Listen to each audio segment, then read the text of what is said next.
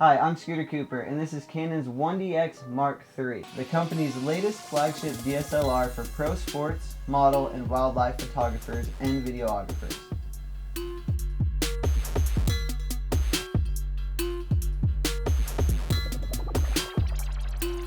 I've been looking forward to this for like the last 6 months now, and today we are unboxing the Canon 1DxMarkIII. Yes, that is correct, the Mark III.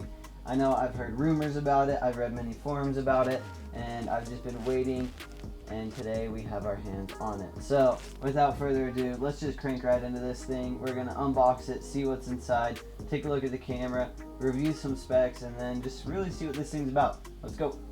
Alright, let's take a look at this thing. So, this box I don't think is the normal box you'd get unless you're buying like one of the first shipments. I know Canon sent out like a CF Express reader and a CF Express card with some of the first cameras that were purchased, but so I'm pretty sure if you bought one from a camera store or ordered it, it would come in like the classic Canon black box. But here we have a white box with some extra goodies in it, so let's just see what's inside. I've been waiting months.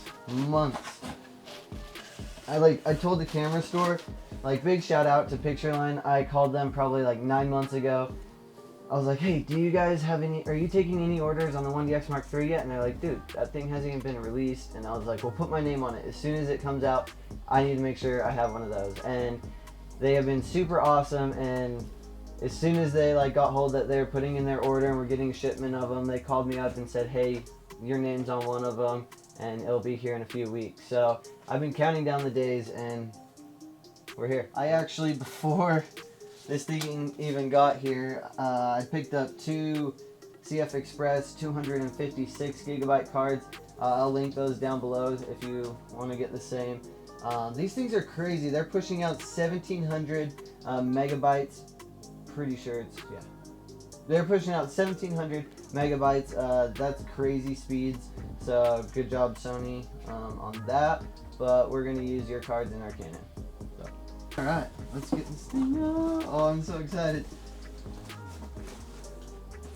Oh, it's so heavy. Oh wow, that's a cool photo. That's sweet. All right.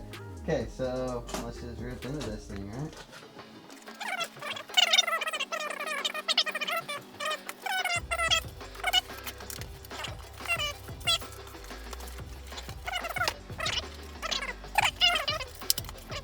I'm like so excited.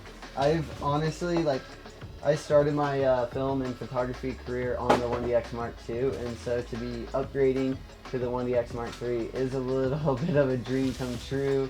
And it's so crazy where these cameras take you and all the things that I was thinking back on it. My shutter count was 85,000 on my 1DxMarkII, and so I don't even know. But here we go. We're pulling it out. Oh. Dang. Looking at a new camera really shows how much you beat up your last one. Oh wow, that autofocus button. Great job, Canon. Great job. Alright, let's see what else is in the box. Let's rip through this thing. Looks like it may be an upgraded charger. I do know like it takes the same exact battery, but the camera, how it's built, will actually use the same battery but last longer, almost double the lifespan. So that's pretty cool. I really appreciate that, because I mean these extra batteries and buying all the extras for these cameras gets so expensive, sometimes almost as much as the camera. So when they actually consider like the earlier models and some of the extras going into the newer models, but then having better performance, I mean that's something special. So good job, Canon. So this is the LPE19 battery pack, using the same exact one as the Mark II. So again, got a fresh battery, but we'll be able to use all of our other batteries from the Mark II on this rig, saving some money. That's nice. Alright, that's everything in the box. I want to throw a battery in this camera. I want to look through the shutter. I want to talk about some of the specs, check out the new menus, some of the new buttons and features, upgrades we got on this thing. Let's rip into it. Let's go. This thing is a tank. From the build quality to the weather sealing, it makes it ideal for a wildlife, outdoor, action sports photographer and videographers. Though it may look similar to its little brother, the Canon 1DxMarkII, this thing is packed with over 100 upgrades, with Canon improving image quality, autofocus, speed, and communications. In my opinion, this thing has a slightly cleaner, more organized look than its little brother, the Mark II, and coming in at $6,500, let's rip into this thing and see what we get. Alright, Canon really outdid themselves on the 1DxMarkIII. We now have a touchscreen, we have a brand new autofocus button, and makes you picking your autofocus points extremely easy, fast, and you're not sitting there on the joystick going click, click, click, click, click. Super smooth. In the Mark II, we are limited to shooting at 14 frames per second. They bumped that up a little bit to 16 frames per second in the Mark III through the 3D optical finder, but if you're shooting through the live view mode, you get 20 frames per second. That's crazy. With the Mark III, I mean, there's nothing holding us back. This, to me, it's like the perfect hybrid. You can shoot photos, you can shoot video at the highest of quality. Honestly, if you're on a job that is asking for higher quality video than this camera can shoot, then they or you probably own a Red or are renting a Red, Airy, or one of the high cinematography cameras that you would see on set on a big production. But for anything run and gun, freelance, social media, even like I could see this being the perfect like B or C cam on a short film or you know, like feature film or something like that, where you know it's like the perfect, he can shoot photos but can also get some BTS, and then if you need it as like a third angle like interview cam, I mean this thing will shoot 4K, it'll shoot 5.5K 60 frames a second C-Log with no crop. Now you don't have the autofocus features because it needs to save some room on the processing power. But guys, when are you using the autofocus on that high of a cinema camera anyway? So to me this thing is the camera of all cameras. Now I am bummed that we didn't get our 4K 120 frames per second.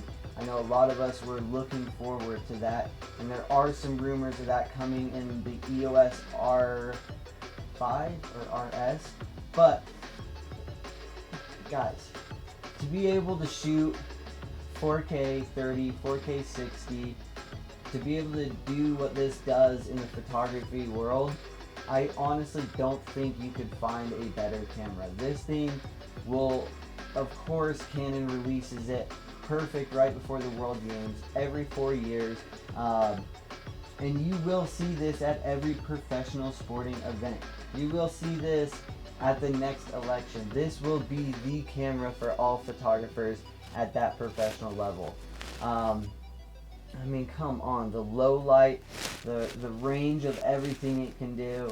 This thing is an all-in-one powerful beast that I would 100% recommend to anyone who's looking to maybe jump up to that next level to improve their videography and photography, or someone who's looking for just a solid backpack cam. You know, maybe they're the professional videographer who is shooting on set all the time with big heavy rigs, and they're on vacation and they still want to shoot that high quality content, but they don't want to carry all the weight. Guys, something new Canon threw into this rig that I personally am a huge fan of, I use it on all my professional shoots, is focus peaking. For me, some of the times you just can't tell. So personally, I am a huge fan of focus peaking. It tells me exactly what's in focus, where I'm at, and as I'm pulling and doing everything, focus peaking is my best friend. So they threw that in the 1DxMarkIII, which is cool, especially if you are shooting in that 5.5K where you lose the autofocus features. To have that focus peaking to make sure, you know, to make sure you're in focus is really helpful. we now have a dual CF Express card slot on the camera here, and there are some features where you can record in one quality to one card and another quality to another. Personally, I haven't used it. I know some people are extreme fans of it, so you know you have a backup or something different. But personally, I'm not a fan of it. I don't use it. I don't see the benefit in filling up two cards with the same shot unless you're filling up a hard drive with a backup at the end of the shoot. But I don't find a use for it, but they do have the dual slots, which is nice. You fill one up, it switches right to the other, so you can carry that much more space. Now with the size of memory in these CFast Express cards, I mean, now that I'm running two 250 gig cards, I mean, if I'm shooting more than 500 gigs without dumping in between, I need to take a break. I need lunch and water, and that will give you hopefully enough time to at least dump one card and move into the next. So yes, we still are limited to our 29-minute record times, but get an external monitor and record to an SSD like the Atomos Ninja. That would be a great alternative. The only other Canon camera to use the CF Express cards as of right now is the C500, but I think we'll see some newer models coming from Canon that will accept these memory cards. It is a struggle. Every camera takes different cards. We're always buying new cards and they are expensive. But that's the game we play, and that's the challenge when we're shooting this high of quality of content. Another thing that's new is the HDIF files. It is a smaller file size than JPEG, but a higher quality. So interesting. I'm excited to put it to the test, but personally, I don't know too much about it. We're used to seeing our JPEGs, but JPEGs are limited to 8-bit color. These HDIF files are smaller size, but better quality and coming at 10-bit. So we are pushing our color palette and getting a little bit sharper of an image. So I'm excited to test that out and save on some memory, because we all know how fun it is to get home after a full day of shooting and dump our cards, and it is a few hour process, or sometimes goes into the next morning. So it really seems like Canon took a lot of consideration into not so much changing a bunch of things on the camera, but just making it a better all-around camera, which I really appreciate. From the better battery efficiency to just the little nooks and crannies, I feel like they really took their time on this thing, and they weren't so much focused on just making something that looked different or, you know, is super loud, but it came to the market with everything it needed. Again, we aren't seeing that 4K 120, but other than that, I honestly could not say one bad thing about this camera. It is everything that a videographer, photographer, hybrid person would want. I see myself shooting on this camera for the next 4 years until the 1DxMarkIII comes out, in which hopefully I will have my hands on that as well. So I am a firm believer in the 1DX series, and will be shooting on these cameras for as long as I'm shooting. I will have a 1DX somewhere in my camera bag. So alright, so we do lose the internal flash.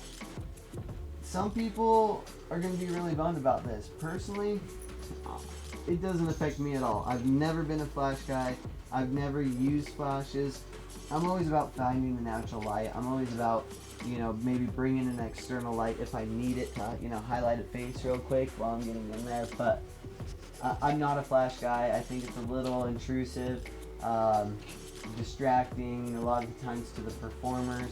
I'm shooting a lot of live show stuff, so flashes can sometimes get in the way and be distracting.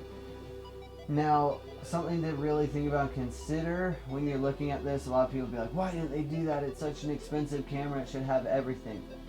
A lot of people who are shooting at that professional level are going to be using an external flash, something a little higher quality than what you'd find in like a pop-up flash.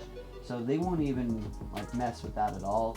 So the fact that they took it out actually makes a lot of sense, because if you are shooting with a flash, you would have a professional flash. Alright, I think we've talked enough about everything that goes into this camera. I'm excited to take it out into the field and really shoot with it. I actually have a shoot lined up tomorrow to really put this thing through the test. But for now, we're just giving it the looks, giving it the rundown. If you guys want to check out the content that I'm shooting with this, go ahead, follow the YouTube channel, follow the journey. Most of everything we shoot on our YouTube series is with the 1DX series. Sometimes we'll bring in a Black Magic. On a rare occasion we'll shoot with a Red or Airy, but for the most part everything we film on is with this camera here. So jump over to our YouTube channel, show us some support, subscribe, throw some comments in there, make fun of us, do whatever you want to do. But guys, this means the world to me. Thank you for watching this video. Thank you for supporting my journey. I continue to create, to explore, and to just see what's out there in this world. So continue to follow the journey, and thanks for taking the time. Hopefully we'll see you guys in our next video. Peace out.